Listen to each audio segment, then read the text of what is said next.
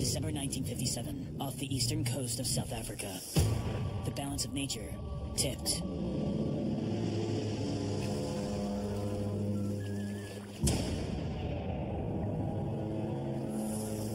An unusual number of sharks suddenly appeared near the coast of Durban.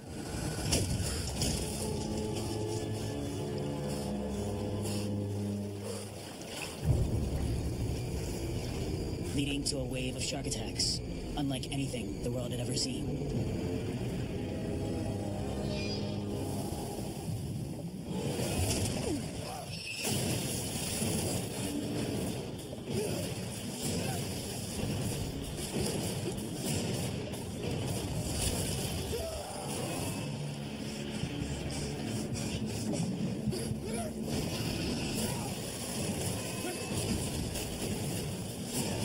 To locals, this Christmas holiday was forever known as Black December.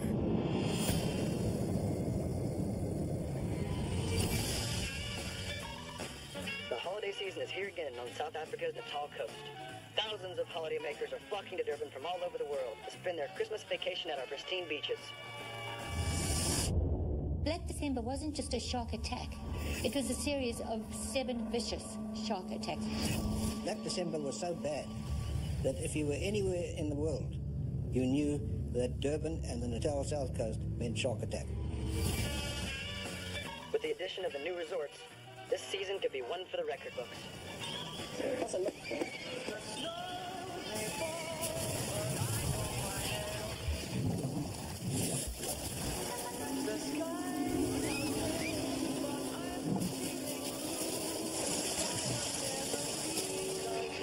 It's my time!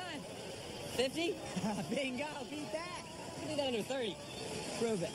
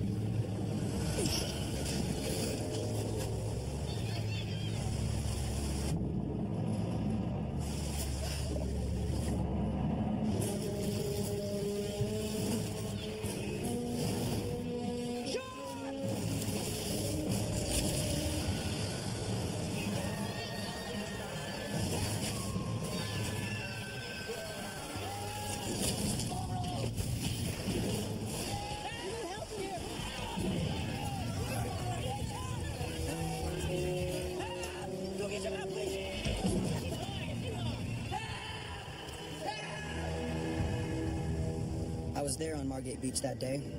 I saw them pull Bobby Worley out of the water. What none of us realized was that this attack was just the beginning.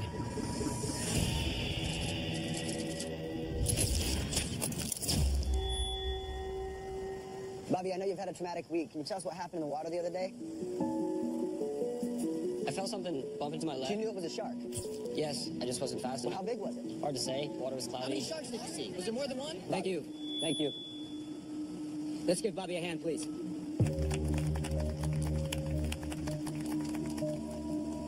I'd like you all to keep in mind that one isolated incident is not cause for panic. Mayor, how is this going to affect the holiday season? Mr. Stevens, my first priority is for the people of this great community. And we are hunting the shark that attacked Bobby, and we will get him. I promise you that. In the meantime, let's be smart. Keep an eye out. Stay in the shallows. With the opening of the new resorts, we're going to have a great summer. Thank you all for coming. The mayor had to tell us it was just a freak attack. This was Christmas, the height of African summer, and the town's most profitable season. What else could he say?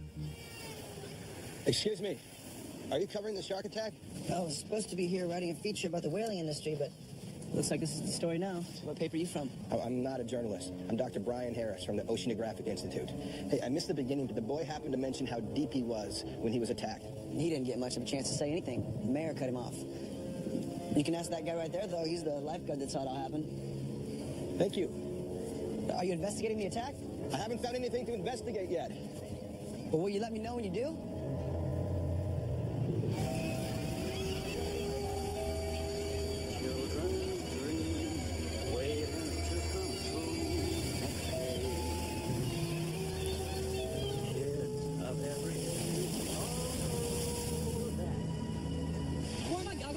Harper?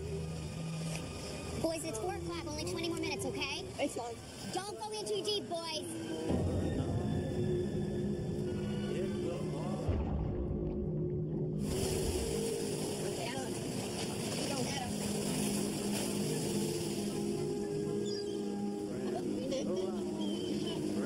Go ahead, go out further. It's okay. It's too murky.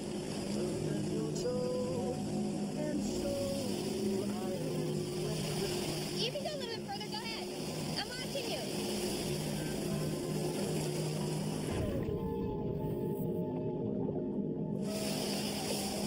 I got him.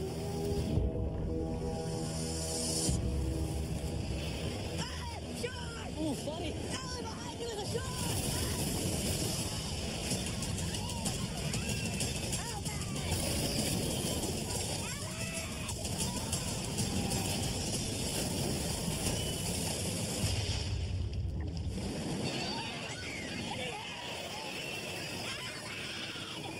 Gotta get to the beach!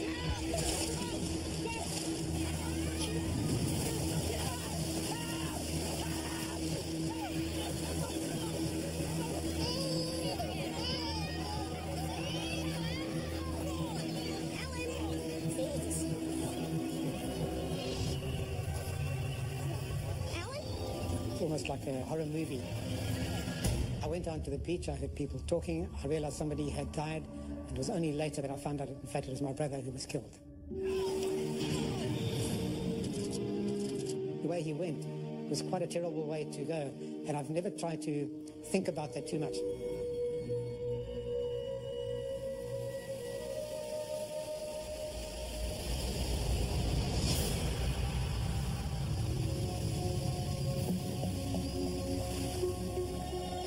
Anything catching your eye?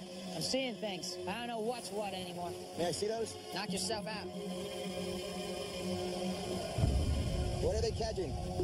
Derek, Galshin, Chad, we got the best fishing and the best beaches up and down the coast. That's why they're opening up all the new resorts. Great.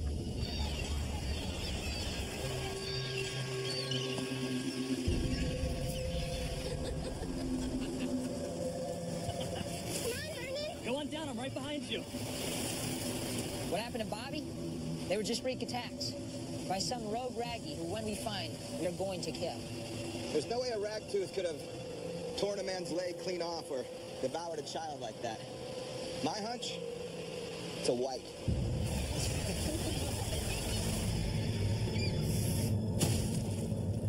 A white, huh?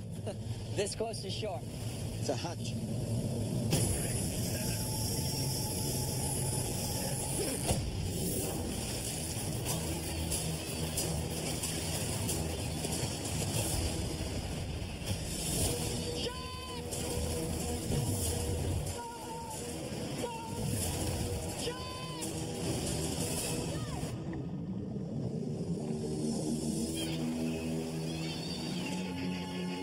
Hey, this thing isn't working. Do you have the time? The exact time? 4:50. Tides aren't coming in for another hour, if that's what you're asking. That's not it. You got a hot date? I wish. Then why are you so concerned about the hour? It's when they eat.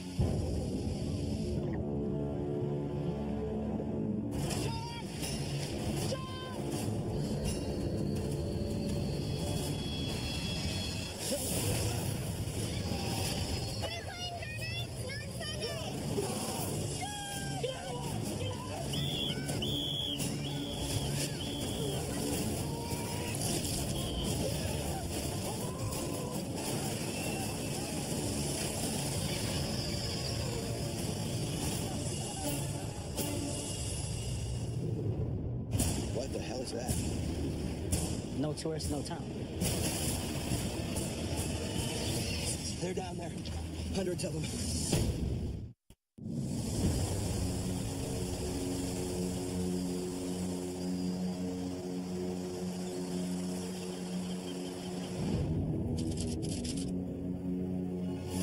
What originally appeared to be an isolated incident has now tragically turned into a series of deadly shark attacks. And we just received word from a neighboring village that an elderly fisherman has just gone missing, possibly a victim of the shark, which would bring us to 4 attacks in 6 days. Yes. Brian Harris, marine biologist from the university. Come to help you with your shark problem. I'm glad to have you. We have to do something about this shark before it scares all the tourists away. Well, I've doubled up the lifeguards, handed out more weapons. I'm sending up spotter planes tomorrow. And reluctantly, I'm going to close the beaches at 3:30. That's smart. They prefer to feed in the evening. And all the attacks have happened up to 4 p.m., correct? That's correct. Why not close the beach altogether? It's Christmas, Mr. Harris. It's a tourist town. The money that businesses make during this time supports them the entire year. No tourists, no town. I understand. Just don't think the shark does.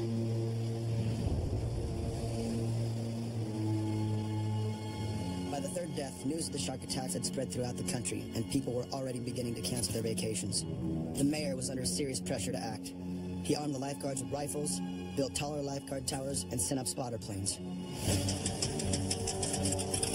They had spotter planes flying up and down the coast, and if any sharks were seen near any bathers, they would then give a signal to the lifeguards and they'd pull everybody in.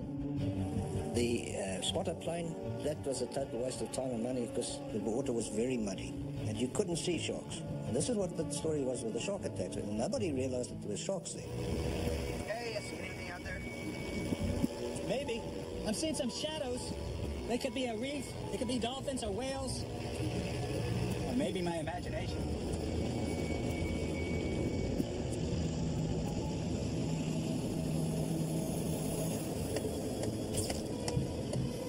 Everyone was scared. They were trying everything they could to prevent another attack, but no one knew for sure if they could. So you really think a new tower and some guns are going to work against a shark? I think it'll make people feel safe. You know you're dealing with a confirmed man-eater. Have you ever even shot a gun, George? My best friend lost his leg, and I watched 2 people die. So if I see a shark, I'll learn fast. Watch out! It was clear that nobody, including the mayor, knew how to handle this situation. But maybe the biggest question was not if we could stop the attacks, but why they were happening at all.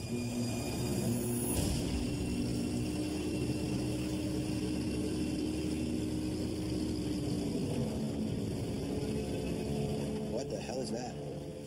Livestock. Had a lot of floods. River swells, washes down everything. Goats, sheep. Is that the river mouth right there?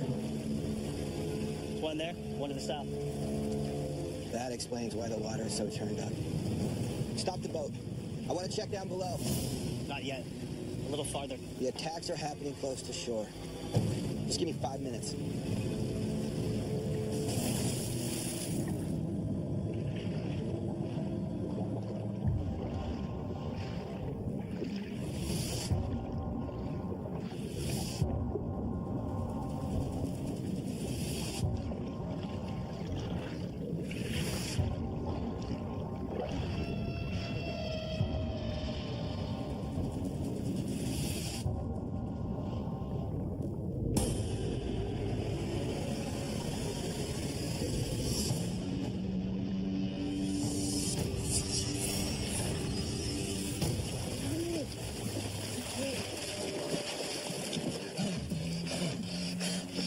They're down there.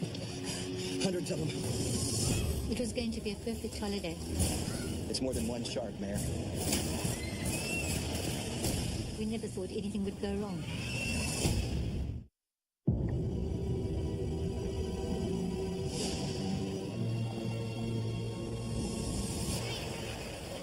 There had already been 4 shark attacks in less than a week, and nobody had any idea what was causing them. The marine biologist, Dr. Harris, had arranged a ride along with one of the spotter patrols and invited me to come along. What do you think we're going to see up there, Dr. Harris? Hopefully something to explain why the sharks are coming so close.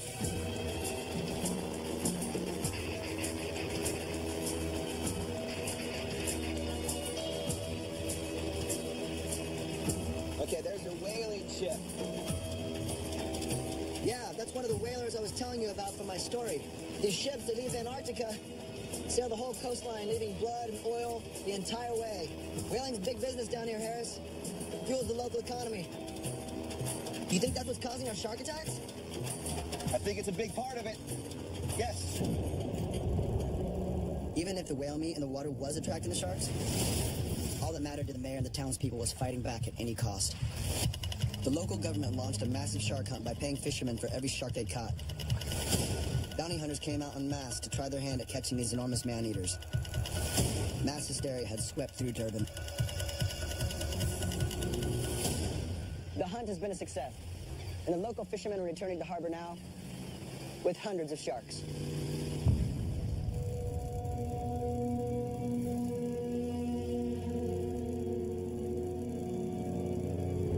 We were petrified of sharks.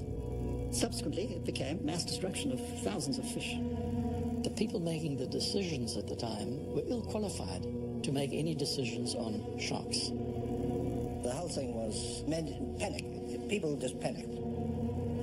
Thought of these huge man-eating sharks being out there was quite a scary thing for people to cope with.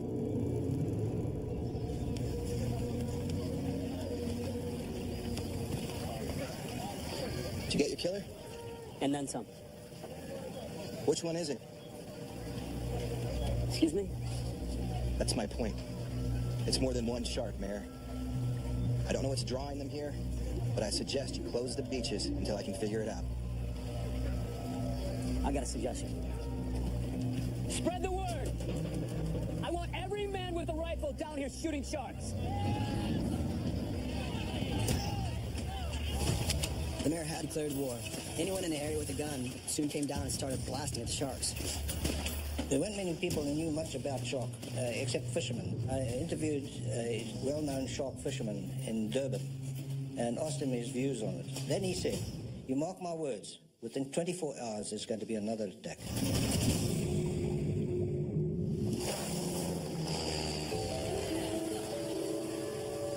It was December 1957, and my grandmother decided to take me on my first ever real holiday at the coast. Julia, you're going to try the water today? Yeah. It looks wonderful. Your Uncle Dan's already out there. It was going to be a perfect holiday. We never thought anything would go wrong.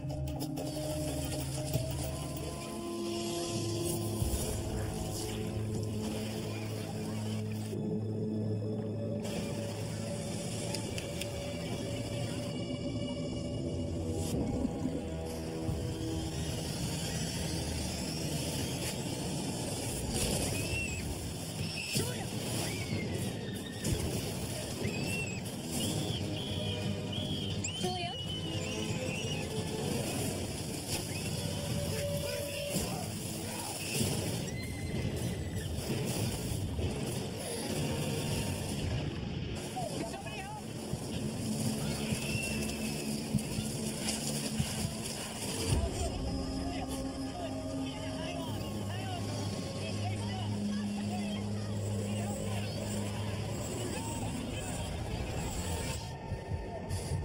I couldn't feel any sand around my arm, so I knew my arm was gone.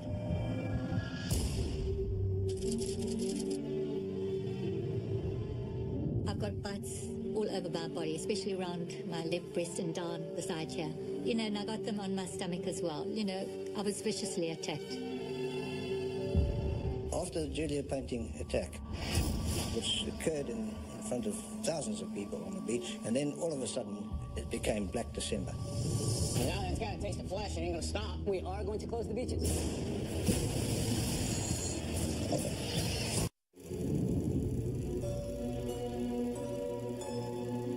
I think one needs to remember that the people making the decisions at the time, they were the mayors and the local politicians. They were concerned about their interests, but they knew nothing about sharks. After the attack on the little girl, tourists panicked and were leaving in droves. Businesses were closing, and among the locals, fear was turning into anger. They wanted this to end. I thought you said they only attacked at dusk. This girl was attacked at night. I said they prefer to feed in the evening. Obviously, they attack at dusk, too. Look, shark science is in its infancy. The data is constantly evolving. Hello. Now I know that you're all concerned with the shark. Well, now that it's got a taste of flesh, it ain't gonna stop. It's not one shark. Yeah, what do you know? This is Dr. Brian Harris. He studies fish. It's not one shark. We're dealing with an abnormal increase in the number of sharks. And what's causing that? I'm not sure. We'll figure it out. It's complex. In the meantime, we are going to close the beaches. This is a resort town. You're going to bankrupt us. It's only for a few days until I get to handle the situation. I say we ought to blast them. Yeah! Harris was fighting an uphill battle. The people didn't want to understand. They just wanted blood. The mayor had to do something. and it had to be big.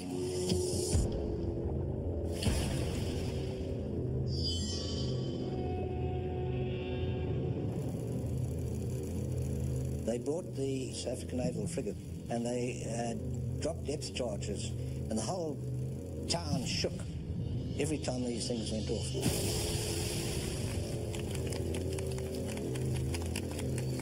Keep going. Keep going. It certainly wasn't the Navy's idea that this was going to solve all the problems and that after depth charging there'd be no longer a shock problem on the coast. It was merely to satisfy the locals who felt that this was going to help. But I don't think for a moment we thought that this would solve the problems. Depth charging killed a lot of fish, but no sharks. And of course the sharks came back and they started feeding on the dead fish. Not only hadn't this solved the problem, it may have even made it worse. After the bombing, dead fish washed up on the beaches for days. People were hopeful that the attacks would stop, but Dr. Harris seemed convinced the sharks were still out there.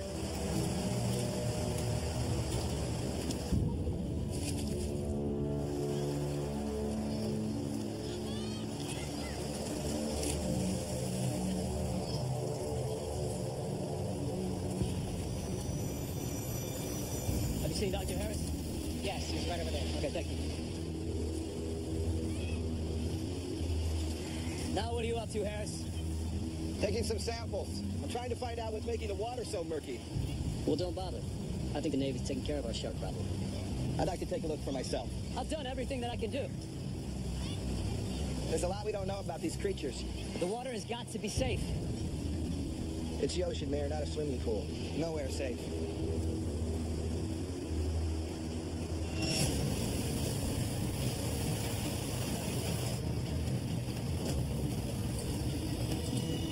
Okay, this is the spot.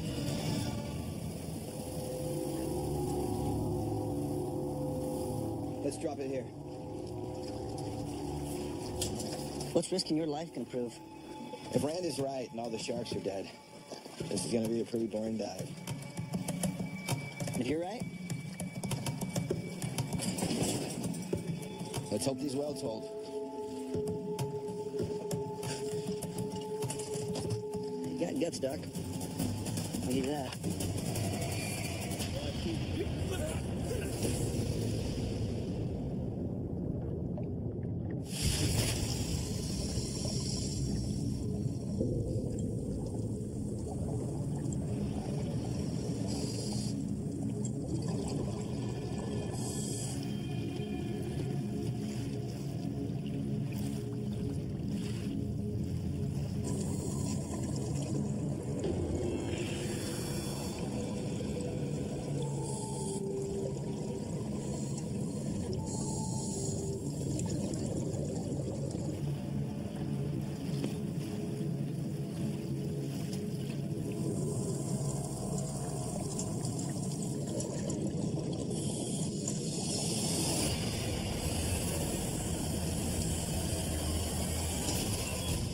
There's nobody on the beach, Dr. Harris. It's my job to bring him back. What do you want me to do?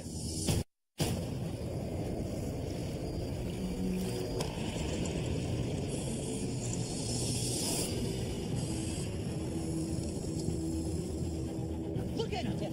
Whoa, there's some in the cave. Keep coming. Please, look.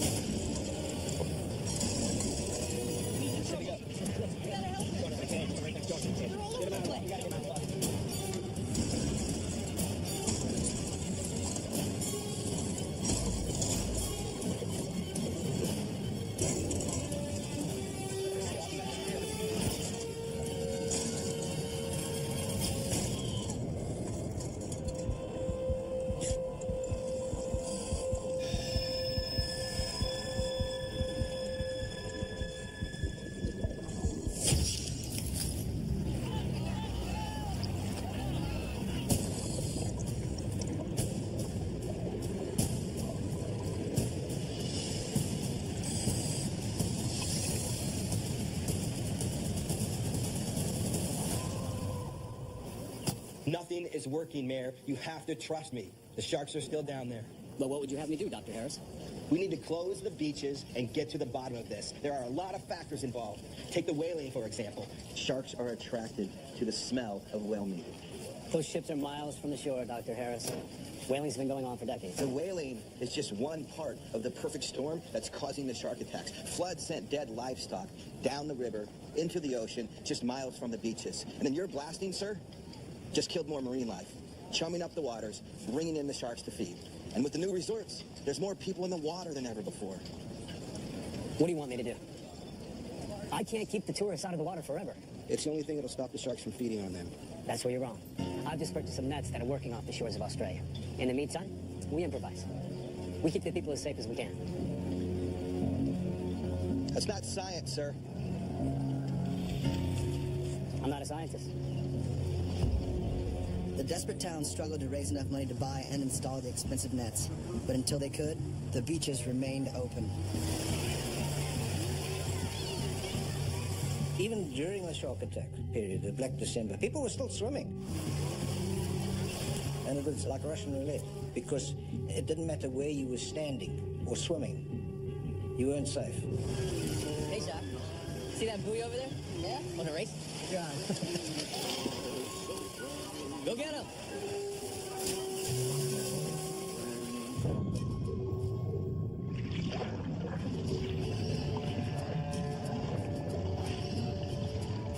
That's my boy.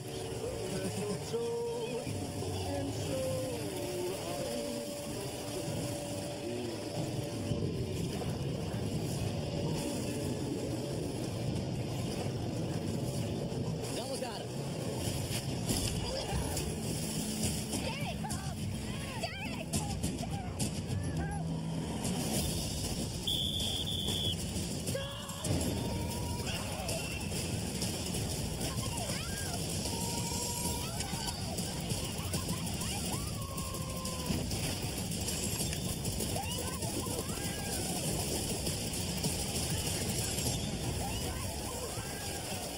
Open your eyes!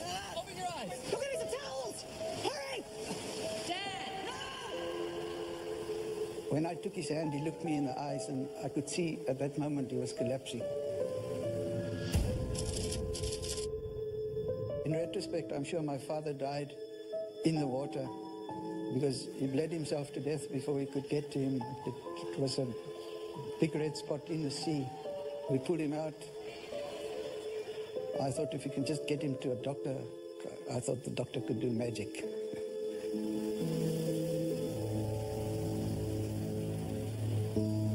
When the nets finally arrived, the mayor wasted no time in getting them installed any way he could. They had been successful in Australia, and he was hopeful they would make a difference here. Municipalities were doing as much as they could, and it was in their interest to do so. And this really revolved around different types of nets that they put in. A helicopter came along and laid a stretch of net about 200 meters long.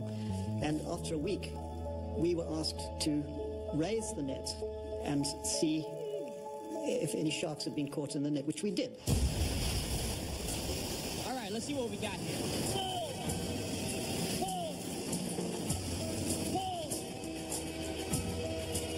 Looks like these nets are gonna work.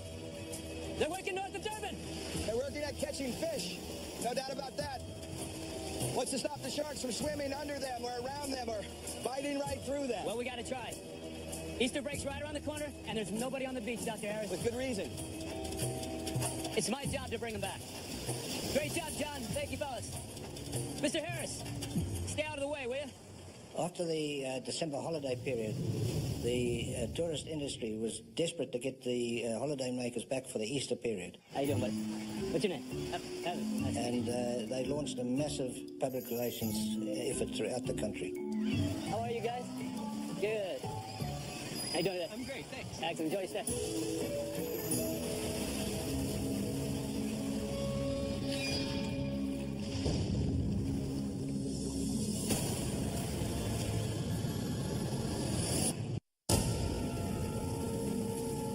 When the shark nets went up, the towns ran ads in the cities boasting that they had solved the problem.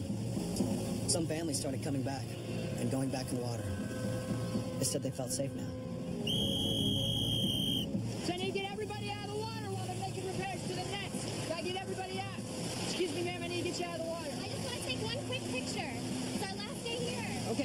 breaking the barriers. There's creating a channel right through here, okay? All right. Everybody, I gotta get you out of the water. It's dangerous. I gotta get you out. Gotta get you out of the water. Someone ill me, maybe? No, we just finished eating. You should wait an hour or 2 minutes. Still think I cooked it. Be right back. Okay, just don't go in too far. Billy, can you get with your sister, honey? All right. Okay, right there, right there. Smile. Smile, you ready? Oh, that is so sweet.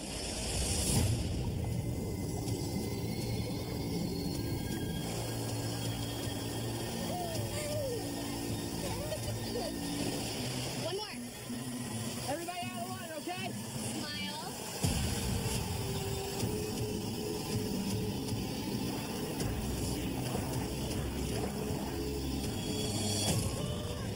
Nick, no! Nick! Nick! No! Someone do something! That's my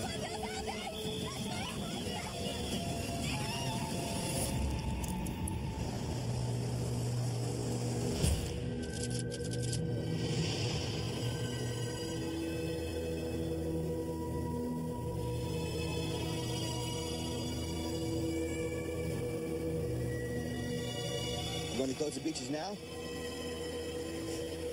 Can't. No, I can't do it. What? Mayor! It'll ruin families in this community if I close this beach. What about Nick's family? What about them? Mayor, this is their water. You can't win.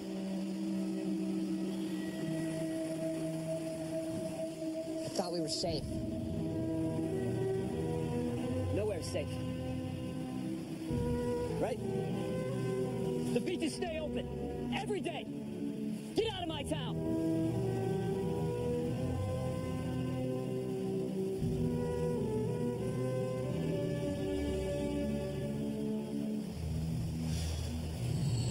From that Christmas season and into the spring, there had been at least 7 known attacks, and nothing could stop the sharks. There was just a mass exodus of people from the holiday resorts.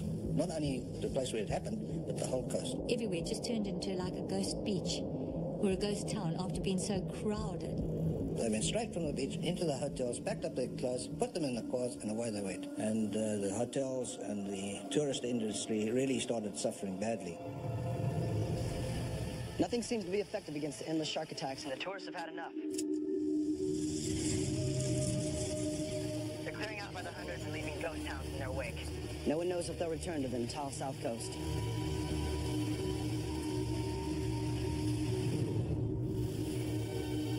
The shark attacks of 1957 remain among the most deadly in history and change the way we think about our relationship with these creatures.